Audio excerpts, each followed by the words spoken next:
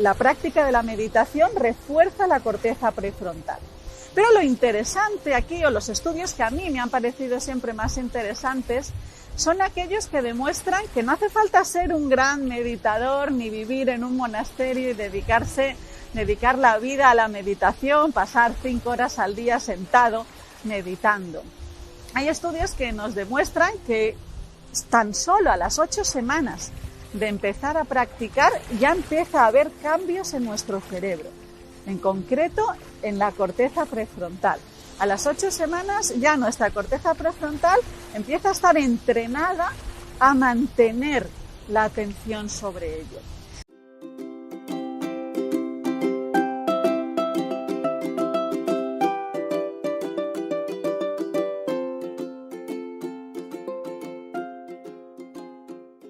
Cuando pensamos en la información que procesa el cerebro, normalmente pensamos que tenemos solo 5 sentidos, que son pues, los sentidos exterioceptivos, es decir, aquellos que vienen de la vista, del olfato, del gusto, del tacto y del oído. Pero en realidad se dice que tenemos 7 sentidos. Y en los exterioceptivos, es decir, los que vienen de los sentidos, de los receptores, no son los prioritarios. El sentido prioritario que tiene nuestro cerebro es la interocepción, es decir, la información que recibe el cerebro de dentro del cuerpo, las señales que le manda el intestino, el estómago, el corazón, la respiración. Todo eso es una información que procesa nuestro cerebro constantemente. Y ese es el sentido prioritario. El segundo sentido que tiene nuestro cerebro es la propiocepción. Hay gente que lo considera parte de la interocepción, pero hay investigadores que piensan que la propiocepción es un sentido aparte. Y la propiocepción es el sentido que da cuenta de cómo está nuestro cuerpo. Es decir, si estoy agachada, si estoy recta, cómo están mis hombros, cómo están mis brazos, cómo está mi estructura, mi esqueleto, cómo es nuestra arquitectura corporal. Y esa información que pues muchas veces se ha pensado que el cerebro sabe cómo está nuestro cuerpo, pero ya está, es una información pasiva. El cerebro necesita saber en qué postura estamos. Pero hoy en día lo que se está viendo es que la información sobre la postura es clave para nuestro cerebro, es decir, que nuestro cerebro interpreta cómo está nuestro cuerpo y esa información que tiene la lleva, la interpreta, la utiliza para tomar diferentes decisiones, es decir, que es una información vinculativa. Por ejemplo, la propiocepción es tan importante que se ha descubierto hace poco que es uno de los sentidos que nunca pierden las personas con enfermedad de Alzheimer. Es decir, su cerebro sigue sabiendo cómo está su cuerpo. Esto pues ha dado pie a considerar pues muchas técnicas basadas en el movimiento corporal para intentar reducir los déficits cognitivos asociados a enfermedades neurodegenerativas. Imaginemos que estamos prestando atención a algo, ¿no? Estamos atendiendo a lo que estamos escuchando, por ejemplo, o a las sensaciones de nuestra respiración. Tendremos mucha actividad en esta parte de aquí, que es la corteza prefrontal. Es una de las partes más importantes de nuestro cerebro. Vamos a hablar muchísimo de ella en la neurociencia del bienestar. La corteza prefrontal es casi la joya de la corona. Entonces, cuando nosotros estamos prestando atención a algo, todas estas neuronas de aquí están boom, boom, boom, boom, emitiendo descargas eléctricas a la vez. Están cantando en un coro. Pero es un coro que es muy peculiar, porque hay una parte del coro que está hablando en un lenguaje, otra parte que está hablando en otro, otra que está hablando en otro. Nuestro cerebro habla hasta casi 5 idiomas, se dice. Esos 5 idiomas les permite al cerebro comunicarse entre sí. Entonces, cuando nosotros realizamos cualquier tarea, el producir todas esas descargas eléctricas para el cerebro supone una cantidad de recursos hemodinámicos enormes. El cerebro produce muy poca energía, pero consume hasta el 20% de la energía que produce nuestro cuerpo, que comparado a su pequeño volumen es el órgano que más energía consume. Hacer cualquier tarea, por simple que sea, es un grandísimo esfuerzo hemodinámico para nuestro cuerpo. Entonces aquí tenemos la corteza frontal, que, pues como digo, está muy involucrada en procesos como el mantenimiento de la atención, la regulación de nuestro comportamiento, la inhibición de nuestra conducta, el diseñar una estrategia. Esto es la corteza frontal, tremendamente importante. Se ha visto a nivel científico que las personas que practican meditación de forma regular, sus cerebros tienen lo que conocemos como esa calma neuronal. ¿Qué significa esto? Pues que cuando no estamos involucrados, por ejemplo, en la lectura, en el quehacer de nuestra vida diaria, nuestras neuronas están más o menos silentes. No decimos que el cero exista, tiene cierta actividad, pero esa actividad está como pudiese ser un mar en calma. Así es como se espera que tengamos un cerebro de una persona que está en calma, que tiene pues un nivel de bienestar adecuado. Pero ¿cómo sería el cerebro de una persona que tiene una alta dosis de divagación mental, lo que también se llama vagabundeo mental? Pues significa que la actividad de las neuronas sería un mar muy bravo, con mucho oleaje. Este oleaje, esta cantidad de actividad bioquímica y biofísica de nuestro cerebro está relacionado con una sensación de insatisfacción, con una sensación de infelicidad. Hay muchísima literatura científica, muchísimos artículos que han demostrado que la práctica de la meditación refuerza la corteza prefrontal. Pero lo interesante aquí, o los estudios que a mí me han parecido siempre más interesantes, son aquellos que demuestran que no hace falta ser un gran meditador ni vivir en un monasterio y dedicar la vida a la meditación, pasar 5 horas al día sentado meditando. Hay estudios que nos demuestran que tan solo a las 8 semanas de empezar a practicar ya empieza a haber cambios en nuestro cerebro, en concreto en la corteza prefrontal. A las 8 semanas ya nuestra corteza prefrontal empieza a estar entrenada a mantener la atención sobre ello. Esto, pues obviamente, si no seguimos practicando, pues esta reorganización anatómica y funcional que hemos hecho de la corteza prefrontal, pues se va diluyendo. ¿Por qué? Pues nuestro cerebro tiene una gran capacidad de aprendizaje, aprende de todo lo que está sucediendo, aprende con el hábito más que con la disciplina, y a mí me gusta mucho este enfoque que dice que más que la disciplina es el hábito. El hábito hace que la neuroplasticidad procure una reorganización en el cerebro que haga que yo pueda mantener la atención. Pero si pasadas 8 semanas yo dejo de practicar la meditación, el cerebro vuelve a su estado original, es decir, a una corteza prefrontal que no puede mantener la atención sobre algo en concreto, sino que está un poco como una veleta divagando entre diferentes estímulos. Siempre pensamos o recurrimos a los sinónimos de que un estrés es negativo, pero sin embargo el estrés tiene un aspecto que es muy positivo. Hay que saber que hay que distinguir entre el estrés, que es el deustrés, y el eustrés. El eustrés es positivo, el eustrés lo necesitamos. Por ejemplo, imaginamos el caso de un accidente, de una explosión de algo, ¿no?, que nos asusta. Son los mecanismos que se activan instantáneamente en nuestro cuerpo para que nosotros podamos hacer frente a esa situación. Y es importante decir que son casi automáticos, que son instantáneos, porque si nuestro cerebro no tuviese esa capacidad de tomar el control de nuestra conciencia, muchas veces no llegaríamos a descifrar la solución ante un problema. Pero hay otro factor que sí que es negativo, que es el distrés. Y uno de los aspectos más negativos del estrés hoy en día no es tanto el estrés, sino que se ha vuelto crónico. Según decía el último estudio que se publicó hace muy pocos meses, que hablan siempre de las estadísticas de cómo percibimos nuestra vida, qué porcentaje de estrés tenemos en nuestra vida. Pues aproximadamente un 75% de la población en países desarrollados consideran tener un estrés crónico. Y quizá la frase más utilizada es hacer todo a toda prisa, no tener tiempo, no parar. Esto pues hace que las sociedades se sientan mayoritariamente cansadas, pero sobre todo que habituemos a nuestro cuerpo a un nivel de estrés. Como el propio Jason Brewer dice, y es una de las cosas más reconocidas en la neurociencia, nuestro cerebro y nuestro cuerpo en general es un sistema de hábitos. Nuestro cuerpo se acostumbra al régimen que nosotros le otorguemos, ¿no? Es un ser de hábitos. Si le acostumbramos a ese nivel de estrés, es lo que va a acabar pidiendo. Uno de los experimentos más importantes que se ha hecho sobre la toma de decisiones y el papel que tiene el cuerpo en la toma de decisiones es lo que se llama la tarea de Iowa, que se llama así porque en aquel momento el investigador principal, el líder de este proyecto, que era Antonio Damasio, estaba trabajando en la Universidad de Iowa.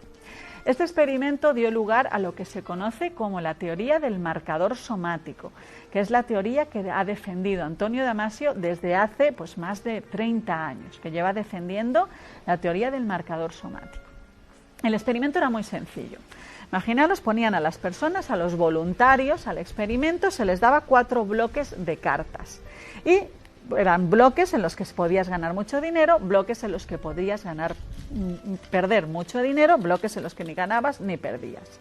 Tenías al final que elegir qué bloque de cartas era el que ibas a elegir, con qué bloque de cartas te vas a quedar, pues obviamente con aquel que te va a hacer ganar más dinero. Entonces lo que se hace es que las personas van levantando cartas para intentar sacar la regla, el algoritmo de cada bloque. Este me está haciendo perder mucho dinero, este me ha hecho ganar, este ni fu ni fa, así me quedo con este de aquí. Pues lo que vieron los investigadores era que necesitamos mentalmente, conscientemente, necesitábamos levantar hasta 80 cartas para saber cuál era el bloque bueno. Después de 80 cartas tú podrías decir, este es el bloque bueno porque es el que más me hace ganar dinero. Pero ¿qué pasa? Que esos investigadores pusieron un montón de electrodos en el cuerpo de las personas. Y lo que se dieron cuenta es que a partir de la carta número 10 que levantaban, el cuerpo ya sabía cuál era el bloque bueno. ¿Y por qué lo sabían? Porque cada vez que la mano se acercaba hacia el bloque malo, se aumentaba la tasa cardíaca, la postura corporal se encogía, la conductancia de la piel aumentaba. Cuando la mano se acercaba al bloque bueno sin que conscientemente la persona supiese a qué bloque era el que había elegido, qué bloque era el bueno, su cuerpo ya reaccionaba de una forma favorable. Su cuerpo, la postura corporal cambiaba, la variabilidad cardíaca aumentaba. Todo ello sin que la persona de momento fuese consciente de qué bloque era el que era adecuado. Esto le llevó a Antonio Damasio a decir que el cuerpo sabe lo que la mente aún no se ha dado cuenta. Pero entre otras de las implicaciones, aquí es donde surgió todo un movimiento, ¿no?, por la parte práctica que llevaba, fue decir, si supiésemos escuchar nuestro cuerpo, no necesitaríamos 80 cartas para saber cuál era el bloque bueno. A la 10ª carta ya podríamos intuir que creo que es este, pero no sé por qué. ¿Y esto qué nos llevaba? Pues también un poco la cantidad, el peso, ¿no?, que le ponemos al pensamiento y al razonamiento, a los argumentos. Solo decidimos, no somos conscientes de decidir sobre el bloque bueno cuando le hemos puesto un argumento, pero no damos ningún peso a esa intuición que nos dice creo que es este, aunque todavía no sé por qué. Y eso nos da que pensar cómo la importancia que tiene en las sensaciones de nuestro cuerpo, aumentar lo que es la propiocepción, aumentar la consciencia corporal. Soy Nazaret Castellanos, soy investigadora de la relación que hay entre el cerebro y el resto del cuerpo. Ahora vamos a hablar de qué es la calma mental, cómo lo describe la neurociencia, cómo la neurociencia ha empezado a describir qué significa el bienestar. Y empezamos por uno de los artículos que ha sido más relevantes y más influyentes en la psicología y en la neurociencia en general, que es un artículo que se publicó en la revista Science, que es una de las revistas más prestigiosas que hay. Y el artículo tenía este título: Una mente divagante es una mente infeliz. Ese era el título que resumía el mensaje principal de este estudio. Y es que habían hecho un estudio con un montón de personas a las que se les había preguntado qué es lo que te hace más feliz y más infeliz. Y lo que había salido estadísticamente era que la mayor causa de infelicidad es la divagación mental. ¿Y qué es la divagación mental? Pues la divagación mental es lo que llamamos el ajetreo mental, es la falta de paz interior, es un estado en el que estamos constantemente pensando en cosas del futuro, del pasado, donde hay mucho diálogo interior, donde estamos constantemente dándole a la cabeza, ¿no?, que es una frase que solemos utilizar mucho, ¿no?, a ver si me puedo callar, a ver si puedo estar tranquila. Pues eso tiene su correlato neuronal, que es lo que vamos a ver. Y ya en tradiciones tradiciones orientales y occidentales, en tradiciones milenarias, pues ya se hablaba de ese ajetreo mental como una de las principales causas de sufrimiento. Cuando decimos sufrimiento no significa que alguien esté sufriendo, significa pues lo que decíamos, que es una fuente de infelicidad, de insatisfacción, de ansiedad, de estrés, de malestar en general. Eso en el budismo se llamaba la mente del mono, porque simbolizaba ese mono que está constantemente de un lado para otro y nos da una idea pues muy visual de lo que es el ajetreo mental, lo que es nuestra mente que está constantemente de aquí para allá en un sin parar de formas muy rápidas. Pero aquí, por ejemplo, en una tradición más cercana, Santa Teresa de Jesús le llamaba la loca de la casa, y ella hablaba, ¿no?, cómo llegaba a sus moradas con esa ansia de que esa loca de la casa se callase, es decir, buscaba esa paz interior, esa calma mental que nosotros hoy en día podemos poner en palabras más técnicas, neurocientíficas, como el silencio cerebral.